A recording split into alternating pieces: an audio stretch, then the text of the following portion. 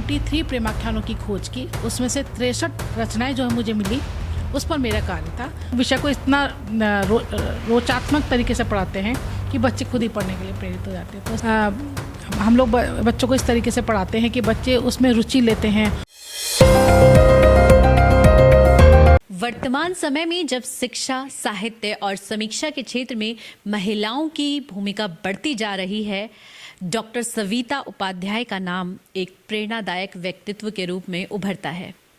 20 वर्षों से लेखन और समीक्षक के अनुभव के साथ उन्होंने न केवल शिक्षा के क्षेत्र में महत्वपूर्ण योगदान दिया है, बल्कि साहित्यिक दुनिया को भी नई दिशा दी है। एक शिक्षाविद, साहित्यकार और समीक्षक के रूप में उनकी उपलब्धियां समाज में प्रेरणा और दिशा देने का कार्य करती है। उनका जीवन यह दर्शाता है कि कैसे एक व्यक्ति अपने ज्ञान और समर्पण के माध्यम से समाज के हर वर्ग को प्रेरित कर सकता है। उनके लेखन और समीक्षाएं केवल साहित्य का विश्लेषण नहीं करती, बल्कि गहरी मानवीय भावनाओं और जीवन के विविध पहलुओं को भी उजागर करती है। नमस्कार, आप देख रहे हैं एयर न्यूज और हमारे साथ हैं डॉक्टर सविता उपाध्याय। आपका स्वागत करते हैं हमारे कार्यक्रम में। सबसे पहला आपसे हमारा सवाल है कि शिक्षा के क्षेत्र में आपका बहुत ही नाम है, तो कैसे आप इतनी आगे से शिक्षा के क्षेत्र में बढ़ी, किन का योगदान रहा, किन्होंने आपकी मदद की, उसके बारे में बताइए। धन्यवाद। बचपन से ही मेरी इच्छा थी कि मैं एक शिक्षक बनूं और इसकी प्रेरणा मुझे हमारे डॉक्टर एमएल शर्मा जी हैं, उनसे मिली, जो मेरे कक्षा 11वीं के शिक्षक रहे। तो जब मैं कुछ भी लिखती थी तो मैं उनको जाकर दिखाती थी, बड़े प्रसन्न होते थे और कहते थे सविता तुम हिंदी में कुछ करोगी। तो मैंने सोचा कि मेरे को हिंदी में कुछ करना है। जब संसार में आए हैं तो कुछ ना कुछ तो ऐसा करके जाना है कि हमारे जाने के बाद लोग याद करें। तो उन्होंने मुझे प्रेरणा दी कि डॉक्टर सविता तुम हिंदी में ही कुछ करोगी। तो मैंने अपनी लेखनी को शुरुआत की। तो मेरी पहली रचना जो है वो 11वीं कक्षा में लिखी मैंने, और कविता थी मेरी फूल की आत्मकथा। उसके बारे में मैं बाद में बताऊंगी आपको। तो उसके बाद मैंने बीए किया, बीए भी हिंदी में किया, फिर एमए किया। आपको यकीन नहीं होगा कि क्लास जब मैं 11वीं में थी, जो मेरे गुरु थे वही मेरे हस्बैंड के फूफा जी थे। वो इतने प्रेरित हुए मुझसे, उनको देख करके बहुत कि इतनी शिक्षाविद, इतनी अच्छी लड़की हमें नहीं मिल सकती। और मैं बहुत अनुशासित रही और पढ़ाई के साथ साथ मैंने बहुत सारे कार्य किए। मैं जब स्कूल और कॉलेज में थी तभी मैं पत्रिकाओं में लिखती थी और फिर उप संपादक भी रही। उस समय से ही मेरे को प्रेरणा मिली। फिर जब मैंने पीएचडी की तो मेरे हस्बैंड, जब मेरी शादी हुई तो मैं उसका एक अनुभव बताना चाहूँगी। जब मेरी शादी हुई तो जब मुझे देखने के लिए आए तो मैंने कहा कि नहीं, मैं अभी शादी नहीं करूँगी क्योंकि मुझे अभी पढ़ना है। लेकिन हमें परिवार, कहते हैं कि ईश्वर की कृपा जब होती है तो परिवार बहुत अच्छा मिलता है। तो मेरे ससुराल वाले जब मुझे देखने आए तो मैंने उनसे कहा कि मुझे पढ़ना है और रेगुलर पढ़ना है। तो आपको यकीन नहीं होगा, मैंने बीए सेकेंड ईयर में मेरी शादी, बीए थर्ड ईयर मैंने रेगुलर किया, फिर एमए किया और मैंने फिर पीएचडी की। तो इसका श्रेय मैं अपने हमारे जो पति हैं उनको भी देना चाहूँगी कि वो मेरे प्रेरणा बने और मुझे पढ़ाई के लिए कभी रोक टोक नहीं की उन्होंने। फिर जो मेरा पीएचडी का जो विषय था, जो मैं बताना चाहूँगी, जो पीएचडी का जो विषय था मेरा भक्ति काल के प्रेमाख्यान। आप जानते होंगे कि साहित्य में भक्ति काल जो एक समय रहा तो उसमें केवल भक्ति की रचनाएं लिखी गई, लेकिन उसमें प्रेमाख्यान कितने थे। आचार्य रामचंद्र शुक्ल ने केवल 7 प्रेमाख्यानों की व्याख्या की है। लेकिन मेरा जो कार्य है साहित्य के क्षेत्र में, जो मेरा योगदान है वो यह है कि 93 प्रेमाख्यानों की खोज की, उसमें से 63 रचनाएं जो है मुझे मिली, उस पर मेरा कार्य था। तो इसके लिए मुझे राष्ट्रीय पुरस्कार भी मिला। तो इसके लिए मैं अपने परिवार का, चाहे वो मायका पक्ष हो चाहे ससुराल पक्ष हो, उनका धन्यवाद देना चाहूँगी कि उन्होंने मुझे हर समय प्रेरित किया। और मैं मेरा विषय जो था वो केवल घर पे बैठ कर के पीएचडी करने वाला नहीं था। मैं पूरे भारत में घूमी हूँ, चाहे वो कोई सी भी यूनिवर्सिटी, उसको मैंने किसी को नहीं छोड़ा। आगरा, कानपुर, अपना नागरिक प्रचारणी सभा, बनारस, अपना दिल्ली यूनिवर्सिटी, भोपाल, सब जगह गई हूँ और जाकर के मैंने ये काम किया। तो ये मेरा साहित्य के लिए बहुत बड़ा योगदान था, जिसके लिए आज साहित्य में मेरी पहचान है। जैसे कि हम देखते हैं भारत में महिलाओं के लिए पढ़ना बहुत कठिन काम है, क्योंकि पहले जो हमारा मायका होता है, जहाँ पेरेंट्स होते हैं, वहाँ पे लड़कियों को पढ़ाना कोई अच्छी बड़ी चीज़ नहीं मानी जाती। कहा जाता है शादी करके दूसरे घर ही तो जाना है, पढ़ के क्या करना है। तो क्या मायके में किसने सपोर्ट किया आपको, कि भाई ने किया, फादर ने किया, मदर ने किया? क्योंकि माँ का भी सपोर्ट बहुत ज़रूरी होता है, क्योंकि माँ एक टाइम के बाद ये कहना शुरू कर देती है नहीं नहीं अब तो उम्र हो गई, शादी कर दो। तो क्या उस टाइम पे आपको इन सब चीज़ों को फेस करना पड़ा था?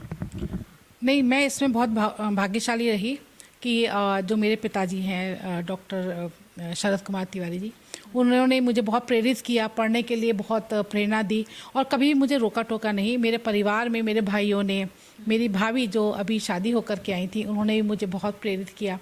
और मेरा जो बेटा था, छोटा बेटा, वो 1 साल का था, तो वो घर पे रहता था और मैं पीएचडी करने जाती थी। आप यकीन नहीं मानेंगे कि मैं सुबह 6 बजे निकलती थी और शाम को 6 बजे आती थी।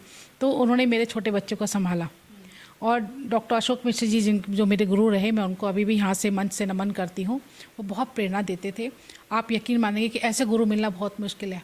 पीएचडी में आप 1 रुपये मैं जब देने के लिए गई ना कि सर ये मेरी गुरु दक्षिणा, तो उन्होंने मुझे वापस कर दिया। मैं मिठाई लेकर गई कि मेरी पीएचडी सबमिट हो गई है सर, आप लीजिए, तो उन्होंने मुझे गेट से वापस कर दिया। बोला सविता तुमने इसकी हिम्मत कैसे की, मिठाई तो मैंने तुम्हारे लिए मंगवा रखी है। आज ऐसे गुरु मिलना बहुत मुश्किल है। मैं अपने डॉक्टर अशोक मिश्र जी का भी यहाँ से नमन करती हूँ। चाहे मायका पक्ष रहा हो, चाहे ससुराल पक्ष रहा हो, मैं इस बात में अपने आप को बहुत भाग्यशाली मानती हूँ कि मुझे दोनों तरफ से बहुत सपोर्ट मिला। मेरे पति देव मुझे खुद ले लेकर के जाते थे जहाँ जहाँ मैं अपने शोध कार्य के लिए गई, तो सभी जगह, गुजरात हो, चाहे आपके गोवा हो, कानपुर हो, आगरा, मैंने जैसे कि बताया, तो सभी लोग साथ साथ गए मेरे और मेरे को पूरा कार्य करने में सपोर्ट चले जाते हैं। तो यही मेरा एक मूल मंत्र है कि हमें समय के अनुसार कार्य करना चाहिए। जी, आज आपने बताया कि आपकी फैमिली बहुत सपोर्टिव थी, इसलिए आप इतना आगे आज बढ़ पाए हैं। आपने साहित्य के बारे में बताया, तो आपके द्वारा लिखी गई कोई रचना आपको अगर याद हो तो हमें बताइए। मेरी रचनाएं तो बहुत सारी हैं। मैं आपको मुख्य बताना चाहूँगी कि जो मेरी पहली रचना थी मैं उसके बारे में बता देती हूँ। फूल की आत्मकथा। वो भी कैसे मेरे मन में प्रेरणा, कहते हैं ना कोई ना कोई प्रेरणा मिलती है। तो मुझे प्रेरणा कैसे मिली कि हमारा जो घर की जो बाउंड्री थी, वहाँ पर बहुत सारे गुलाब के पौधे हमने लगा रखे थे। तो एक महिला निकली वहाँ से, उसने गुलाब का पौधा सिर पे लगा रखा था। तो मुझे लगा कि ये गुलाब तो भगवान जी के ऊपर अर्पित होने के लिए होता है। तो मुझे प्रेरणा मिली, तो मैंने एक कविता लिखी थी, वो सुनाना चाहूँगी। मेरी कविता थी जो मेरे को पहली मेरी रचना थी, इसको मैं सुनाना चाहूँगी। इस संसार में जब मैं आया, बहुत छोटी सी उम्र में मैंने सुना पास खड़ी उस नारी को, कहती थी जब ये खिल जाएगा जूड़े में इसे लगाऊंगी, किटी पार्टी में जाऊंगी। मैंने सोचा क्या मेरा जन्म इस जूड़े के लिए? सच, यदि मेरी मौत मेरे हाथ में हो तो आज ही मर जाऊंगा, लेकिन इस जूड़े में कभी ना लगना चाहूँगा। इस विनती को मेरी सुन लिया जो रात के तूफान ने, इस विनती को मेरी सुन लिया जो रात के तूफान ने, पंखुड़ी मेरी बिखर गई। उड़ता उड़ता उस पत्थर से जा टकरा गया, सिर ऊंचा करके देखा मैंने, लिखा उस पत्थर पर पाया ओम नमः शिवाय, ओम नमः शिवाय। मैंने सोचा जीवन मेरा सफल हो गया, पूरा तो नहीं अधूरा ही चढ़ा, पर जीवन मेरा सफल हो गया, जीवन मेरा सफल है। बहुत ही सुंदर लगा कि आपने फूल को उसकी सही जगह दिखाई कि उसे वहाँ होना चाहिए। तो ये थी आपकी पहली रचना। उसके बाद आप समीक्षक हैं। समीक्षक में आपने किन किन जो पुस्तक है उनकी समीक्षा की है, क्योंकि ये एक बड़ी चीज़ है समीक्षा करना। तो उसके बारे में बताइए, कौन सी पुस्तक है और जिसका आपको मतलब फर्स्ट जो पुस्तक थी वो कौन सी थी? जी, मैंने बहुत सारी पुस्तकों की समीक्षा किया। मेरा मुख्य क्षेत्र समीक्षा की ही है और आलोचना करना आसान नहीं होता, बहुत कठिन होता है। उसमें आपको हर एक पहलुओं पर चीज़ों को देखना होता है, हर विधा को समझना होता है, उसके बाद आपको समीक्षा करनी होती है। तो मैंने व्यास सम्मान प्राप्त चंद्रकांता जी हैं, चित्रा मुदगिल जी हैं, मृदुला गर्ग है, उनकी किताबों की बहुत समीक्षाएं की हैं। चंद्रकांता जी ने तो बहुत से कश्मीर की पूरी वादी पर, कश्मीर पर ही लिखा है। उनका कथा सतीसा जिस पर उनको व्यास सम्मान मिला, उसकी समीक्षा की है। उनके भोजपत्र है, यहाँ वितस्ता बहती है, बहुत सारी रचनाएं हैं जिनकी समीक्षा की है।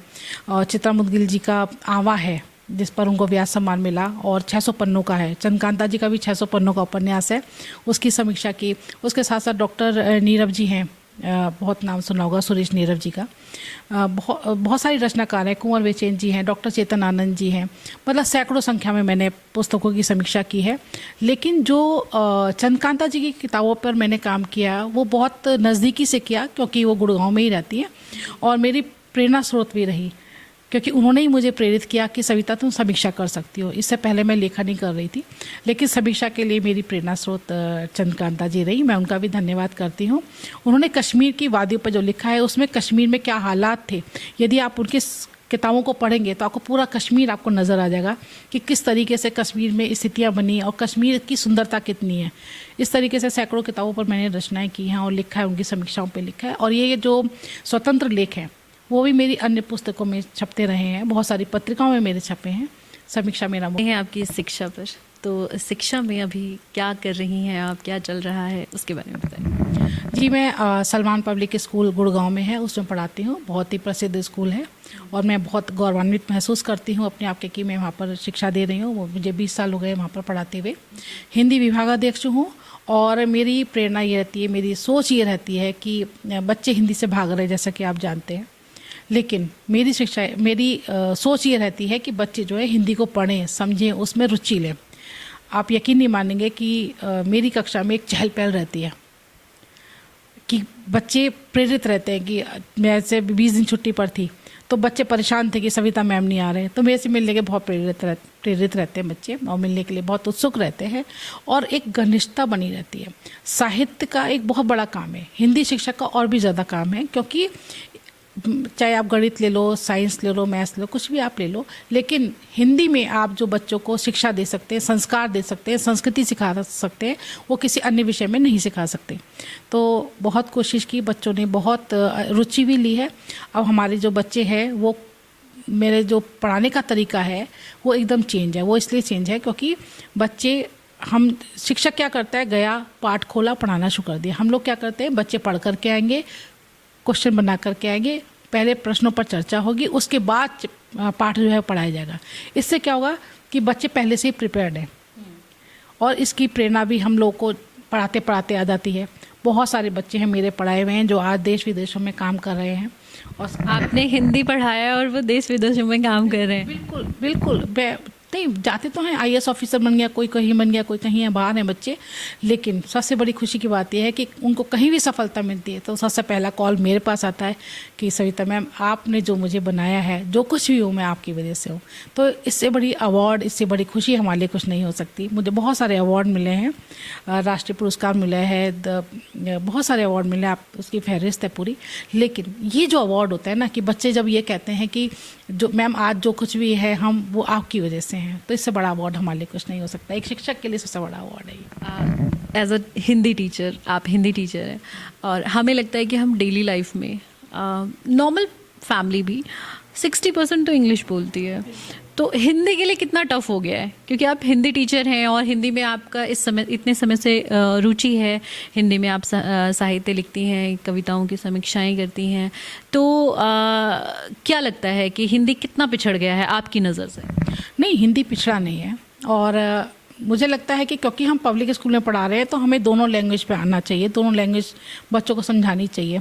भाषा कोई भी बुरी नहीं है, चाहे वो हिंदी हो, इंग्लिश हो, फ्रेंच हो, जैपनीज़ हो, हमें किसी एक भाषा के ऊपर कमांड होनी चाहिए। और जो हमारी मातृभाषा है, जो हमारी राष्ट्रभाषा है, उसके ऊपर तो विशेष, क्योंकि यदि हम अपनी राष्ट्रभाषा का ही सम्मान नहीं कर पाए तो हम किसी भी भाषा का सम्मान नहीं कर सकते।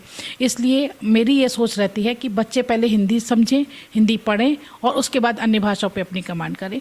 तो मुझे लगता है कि बच्चे अब समझने लगे, और आपको पता भी होगा कि CBSE ने अब गाइडलाइन दे दी है कि 10th और 12th में भी, अब 10th के बाद, पहले 11th में कंपलसरी नहीं था, अब 11th और 12th में भी कंपलसरी हो गई है, हिंदी कंपलसरी कर दिया गया। इसकी वजह से क्या है कि अब बच्चे जो थोड़ा सा पीछे भी रहते थे और वो पढ़ने के लिए प्रेरित हो गए हैं।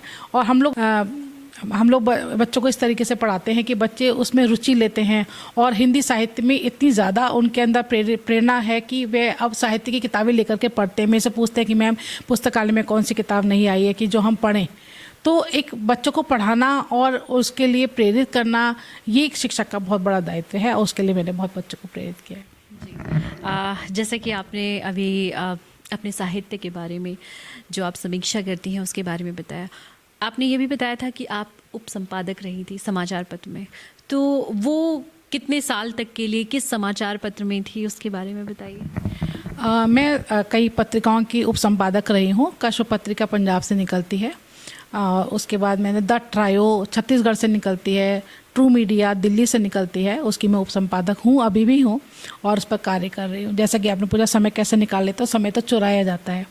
एक एक मिनट मेरे लिए बहुत कीमती होता है और समय चुराती रहती हूँ और ये काम करती रहती हूँ। अभी भी उप संपादक है? मैं अभी कई सारे कौन से वाले में अभी? ट्रू मीडिया में अभी भी काम कर रही हूँ और द ट्रायो छत्तीसगढ़ से निकलती है, मैं उससे भी कार्य कर रही हूँ। और उसके साथ साथ मैं आपको बताऊंगी कि ये कार्य करने के साथ साथ हम कई साहित्यिक संस्थाओं से जुड़े हुए हैं। वहाँ पर हम जाते हैं, लगातार समीक्षाएं चलती हैं, हर हफ्ते कार्यक्रम रहता है, यहाँ चाहे गुड़गांव में हो, चाहे दिल्ली में हो, चाहे कहीं ना कहीं हो, मैं जाती हूँ। अभी थोड़ा सा बच्चे जब मेरे बड़े होने लगे, मुझे लगा कि उनकी जिम्मेदारियाँ ज़्यादा हैं हमें पास, तो मैंने थोड़ा सा जाना कम किया। लेकिन सभी काम साथ साथ चल रहा है और मैं इसके लिए भी प्रभु का शुक्राना करना चाहती हूँ कि वे हमें प्रेरणा देता रहता है और शक्ति देता है, ऊर्जा देता है। और मुझे काम करने से यकीन नहीं मानेंगे, मुझे और ज़्यादा ऊर्जा मिलती है।